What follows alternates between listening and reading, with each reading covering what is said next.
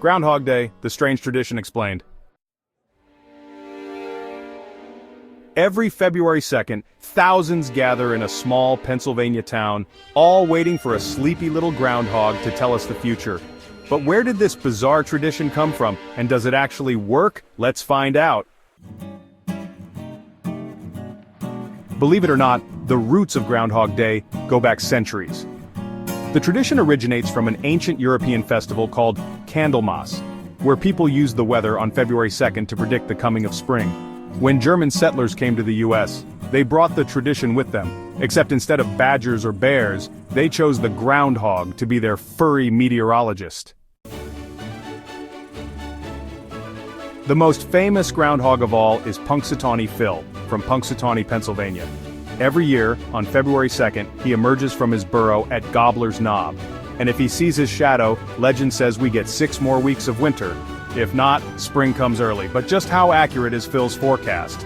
Well, statistically, he's only been right about 39% of the time. Not exactly the most reliable weatherman. So what's actually happening here? Groundhogs, or woodchucks, go into hibernation during the winter, and their emergence is based on biological rhythms, not weather predictions. Also, whether Phil sees his shadow depends more on cloud cover and sunrise angles than any real forecasting skills. Did you know? Groundhogs can dig complex burrows with multiple rooms. They whistle when they're alarmed, earning them the nickname whistle pigs. A groundhog's diet mainly consists of plants, but they can also climb trees.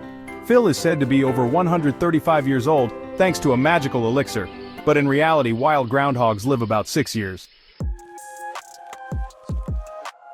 Of course, we can't forget the famous 1993 movie Groundhog Day, where Bill Murray's character gets stuck in a time loop, reliving the same day over and over.